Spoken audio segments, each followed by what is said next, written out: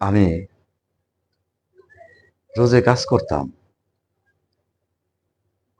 যে কোনো কাজই এলা গ্যান্ডারি খেতে হোক, ধান কাটাই হোক, কাজ করতাম।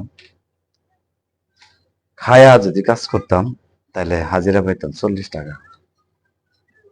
আর যদি আত করে কাজ করতাম, মানে খানা বাদে, তাহলে হাজিরা পেতাম 60 টাকা। তা আত করে কাজের হিসাবটাই দিই। আত করে যে কাজে 60 টাকা হাজিরা নিয়ে ঘরে আসতাম, তাও কিন্তু অনেক সুখ পাইতাম।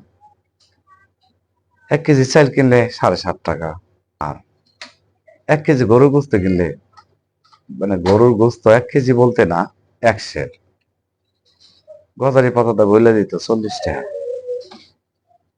সপ্তাহে একদিন যদি গরুর গোস্ত আইনে খাইতাম, 40 টাকা যাইতো, তাও কিন্তু আনতে পারতাম। আর এখন বাজারে গেলে চাল লাগে 80-85 টাকা কেজি। গরুর গোস্ত, ভালা গরুর গোস্ত কিনলে 800 টাকা।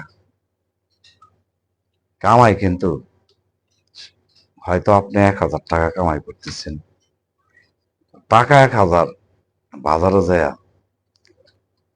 যাই দিই আগে 60 টাকা সারাদিন কাজের মজুরি, আর এখন 1000 টাকা। তুলনামূলক আগে 60 টাকার দিনটাই কিন্তু ভালো ছিল।